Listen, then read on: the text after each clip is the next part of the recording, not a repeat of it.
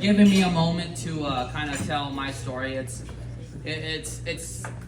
my story. It's unique to me, and there's a lot of veterans that go through different experiences. To summarize my experience, when I came out of the military, I didn't have a lot going for me. I didn't have a knowledge base. I didn't have people showing me what I need to do as far as becoming a homeowner, as far as becoming financially, fiscally, literate. These are things that are not taught to us as a veteran, and so I have been traveling my life, suffering and trying to keep up with the small amount of pension that I do get from the VA. So a little summary about myself. I joined the military in 2003. I joined into the Army. I was a 19 Delta Cavalry Scout. I deployed in 2005 to Balad, Iraq. I was there from there till 2006 when I left. A lot of things happened. I'm not going to get into the war stories, as there's many war stories, and mine is not that exciting. It was what happened after me that was exciting. After I got out of the military, I started to form my family without this literacy of understanding how to become a homeowner, without having financial understanding. All of these things that would be key for success, I did not have these skills. I was told when I got out of the Army that I could be a cop or I could go to Blackwater. Those were my only two options. I didn't do either of them. I became a massage therapist, which is way out of the realm there. So, needless to say, I didn't do what they said I would do. But come around 2009, we ended up really having a hard time because we ended up leaving our home in Phoenix. So I lived in Phoenix, and at the time I had 6 children, and we moved into a 33-foot Class A motor coach, and we hit the road due to circumstances. We were no longer able to stay in our home, so kind of like we fled, so to speak. So as we traveled this bus, we ended up, one of my youngest daughter at the time ended up getting COVID and Corona, and I almost lost her. And it was bad enough because she already has a rare genetic disorder. So she was already having difficulties. We almost lost her at that time. It was a very difficult time. I had just recovered not too long from cancer before that. And so what I had was a gastrointestinal stromal tumor. And so if anyone knows about that type of cancer, it is a later stage cancer when you're older, in your 70s. Essentially, I had a gallbladder in the intestinal tract of a 70-year-old. It rotted out. And it working kind of shrunk.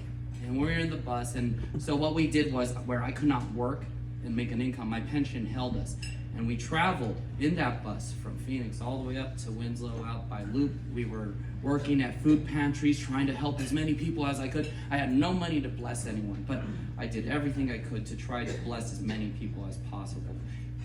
And then we hit a rock, because there was no more. We were stuck. Our funds were not taking us anywhere. We were literally in one place. We were stuck in Camp Verde. And for 2 years, we stayed on that bus, trying to get a home. I was rejected for my credit score. I was rejected because I didn't have a down payment. But when you have, I didn't mention, I have 8 children now. When you have more than 4 children, that is a very difficult thing to maintain. You have your pension, and then you have to feed them. You have to keep your lights on. You have to pay your mortgage. You have to do all these things. And then if you have any medicals, which puts everyone in a very difficult position, even if you had the means, it is a very difficult position to be. We didn't have the means. We lived penny to penny. And it was a very scary time for us. And we reached out to many different organizations. Some, we'll help you. And so we tried over and over again. And through an act of God, we come across this amazing group. Last year with Thanksgiving, they provided our family with turkeys. That was phenomenal because, like I said, when you're living that close to just keeping everything either on or off, there's no room for anything. I win if I keep my children fed, if I keep their lights on, if I keep a roof over their head. That is where I succeed. Where I couldn't do was, I couldn't do the Christmas. I still can't do the birthdays. I still can't do those kind of things. And there's a lot more veterans who are far off worse than me. I was forced to learn the literacy and competency because of how many lives I brought onto this earth. Because of this amazing group, they provided a Christmas that was way beyond my means to provide for my own family. And from someone who has been serving, it is just phenomenal when you finally find someone who is willing to serve back. And that is the key. This amazing group here has served back.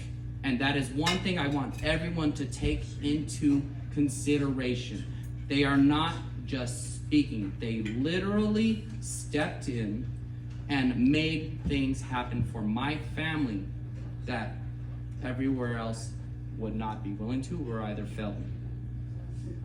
And it is not failure on my end as a veteran just because I don't have that extra for it, but there is a failure in the system that doesn't provide the veterans out with the knowledge base, with the skills and the tools. And like you said, there's so many different programs that are available for veterans that they do not know about. Education is a phenomenal thing. That's why they say knowledge is power. Without the proper usage of knowledge, there's no wisdom there. You just know something. See, if you train veterans and you do what you're doing and you teach them the literacy and the competency in these areas, you are going to help them know how to fish. You're not just throwing them a fish. You are teaching them how to fish.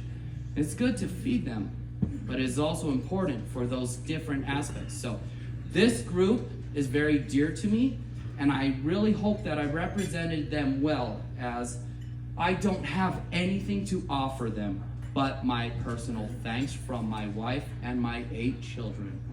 Thank you for what you've done for our family. God bless you, and I hope you guys get that, because it is well deserved.